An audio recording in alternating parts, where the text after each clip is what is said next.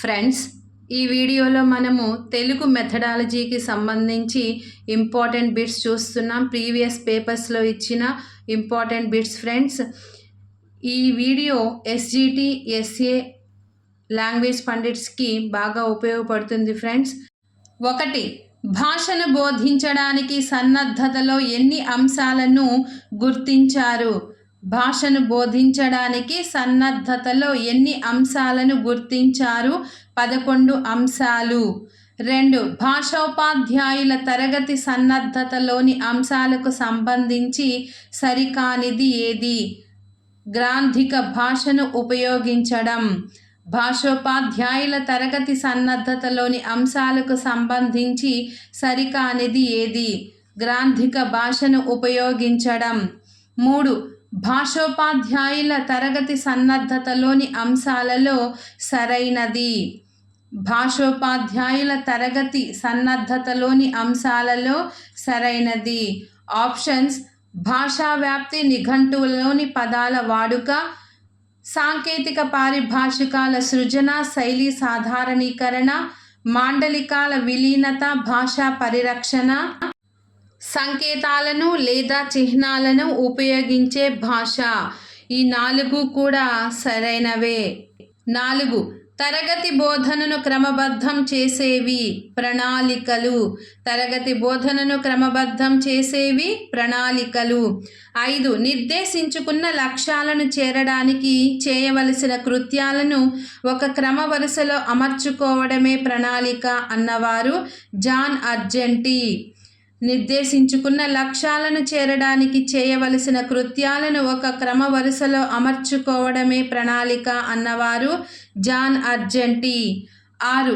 భవితకు ప్రణాళిక వేయని మనిషికి ఆదిలోనే హంసపాదు సాక్షాత్కరిస్తుంది అని నిర్వచించినవారు.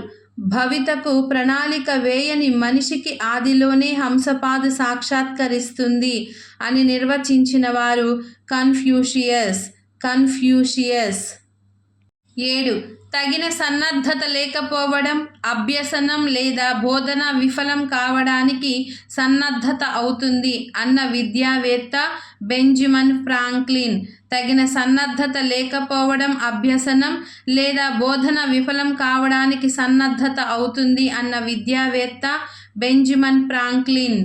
8. పిల్లలకు ఎంత బ్రహ్మాండమైన శక్తి, ఉత్సాహం ఉంటాయో ఊహించుకోవడం కష్టం.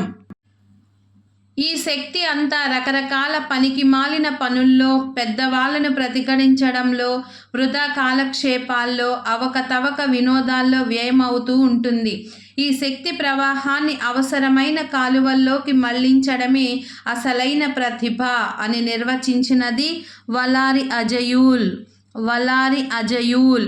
పిల్లలకు ఎంత బ్రహ్మాండమైన శక్తి, ఉత్సాహం ఉంటాయో ఊహించుకోవడం కష్టం.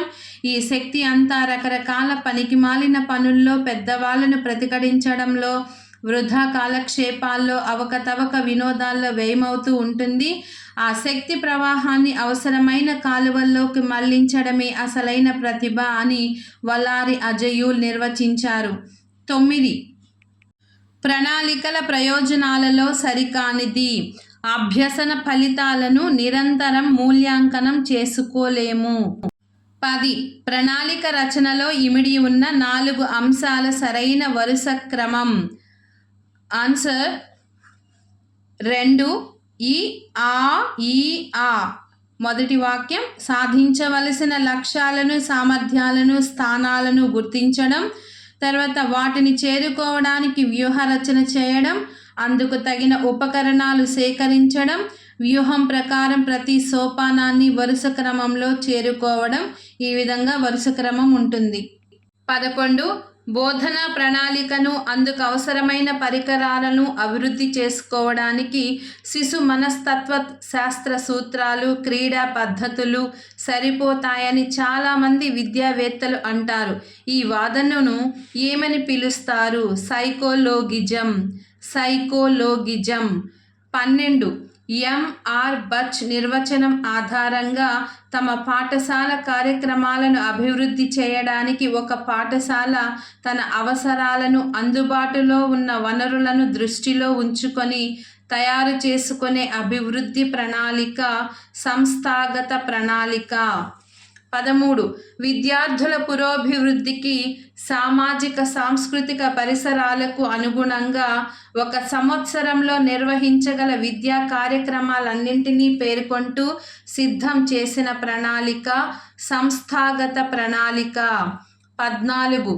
విద్యార్థుల అభ్యసన సామర్థ్యాలను సాధించుటకు గాను భాషోపాధ్యాయునిచే రూపొందించబడే ప్రణాళికలో చేరనిది సంస్థాగత ప్రణాళిక. 15. విద్యా సంస్థ లోపల విద్యా సంస్థ బయట జరిగే కార్యకలాపాలు ప్రతిబింబించే ప్రణాళిక సంస్థాగత ప్రణాళిక. 16. పాఠశాలకు సమాజానికి సన్నిహిత సంబంధం ఏర్పరిచేది సంస్థాగత ప్రణాళిక. 17. సంస్థాగత ప్రణాళిక దీర్ఘకాలికం సంస్థాగత ప్రణాళిక దీర్ఘకాలికం. 18. సమాజం ఆశిస్తున్న విద్యా కార్యక్రమాలకు విద్యార్థుల సర్వతోముఖాభివృద్ధికి వినియోగించుటకై ప్రతి విద్యా సంస్థ సిద్ధం చేసుకోవలసిన ప్రణాళిక సంస్థాగత ప్రణాళిక. 19. సంస్థాగత ప్రణాళికలోని ప్రధాన అంశాలలో ఇది ఒకటి. పాఠశాలకు సమాజం నుంచి లభించే వనరులు. 20. సంస్థాగత ప్రణాళిక ప్రాధాన్యతాంశాలలో లేదా తయారీలో దృష్టిలో ఉంచుకోవలసిన అంశాలలో సరికానిది పాఠశాల గత చరిత్ర ప్రస్తుత లక్ష్యాలు. 21. సంస్థాగత ప్రణాళికలో తప్పనిసరిగా ఉండవలసిన అంశాలలో సరికాని ప్రవచనం పాఠశాలకు పాఠశాల నుంచి లభించే వనరులు. 22. ప్రతి పాఠశాల ఉన్నత ప్రమాణాలను సాధించడానికి సంస్థాగత ప్రణాళిక అవసరమని నిర్ధారించింది కొఠారి కమిషన్. 23. ప్రతి సంవత్సరం అక్టోబర్ 5వ తేదీన జరుపు దినోత్సవం ప్రపంచ ఉపాధ్యాయ దినోత్సవం. 24. విద్యా వ్యవస్థ సాధించాల్సిన గమ్యాలను ఉద్దేశాలను నిర్దేశించేది విద్యా ప్రణాళిక. 25. విద్యార్థుల సంపూర్ణ మూర్తిమత్వాన్ని అభివృద్ధి పరచగల ప్రణాళిక విద్యా ప్రణాళిక. 26. భవిష్యత్తును వర్తమానంలోనికి తీసుకొని వచ్చి దానికోసం పాటుపడుటయే ప్రణాళిక అన్నవారు అలాన్ లైకెన్. 27. వార్షిక ప్రణాళిక ఈ ప్రణాళికకు సంబంధించిన విషయం అంతర్గత ప్రణాళిక. 28. ఎలా అయితే శరీర రక్షణ ద్వారా శరీరం దృఢపడుతుందో, శిక్షణ ద్వారా బుద్ధి పదునెక్కుతుందో, ఆత్మ వికాసం కూడా దానికి తగ్గ అభ్యాసాన్నివ్వడం ద్వారానే సాధ్యపడుతుంది అన్నవారు మహాత్మా గాంధీ. 29. ఐచ్ఛిక సాధనాల ద్వారా భవిష్యత్ దృక్పథంలో గమ్యాన్ని చేరడానికి వరుస క్రమంలో నిర్ణయాలను ఆచరణ కోసం సిద్ధం చేసే ప్రక్రియ ప్రణాళిక అన్నవారు వైట్ డోర్. 30. ఒక విద్యా సంవత్సరంలో పూర్తి చేయవలసిన పాఠ్య ప్రణాళికలోని అంశాలను నెలల వారీగా విభజించే ప్రణాళిక వార్షిక ప్రణాళిక. 31. మాసాల పేర్లు, బోధించాల్సిన పాఠాల పేర్లు, పాఠ్య బోధనకు అవసరమైన పీరియడ్ల సంఖ్య, వనరులు, నిర్వహించాల్సిన కార్యక్రమాలు, సిసిఈలతో ఉపాధ్యాయునిచే రూపొందించబడే ప్రణాళిక వార్షిక ప్రణాళిక. 32. పాఠ్య ప్రణాళికలో నిర్దేశించిన అన్ని అంశాలను కార్యక్రమాలను నిబద్ధతతో బోధించి విద్యార్థులకు పూర్తి న్యాయం చేయడానికి ఉపాధ్యాయుడికి ఉపయోగపడేది వార్షిక పథకం. 33. పని దినాలకు అనుగుణంగా పాఠ్యాంశాలను సూచించేది వార్షిక ప్రణాళిక. 34. మన రాష్ట్రంలోని అన్ని పాఠశాలలకు వార్షిక ప్రణాళికలను పూర్వం ఎవరు రూపొందించి అందజేస్తున్నారు? జిల్లా ఉమ్మడి పరీక్ష బోర్డులు DCEB. జిల్లా ఉమ్మడి పరీక్ష బోర్డులు DCEB. 35. ప్రస్తుతం వార్షిక ప్రణాళికలను, పాఠ్య ప్రణాళికలను, పాఠ్య పథకాన్ని రూపొందించు విధానాన్ని ఎవరు తయారు చేస్తున్నారు? IASE.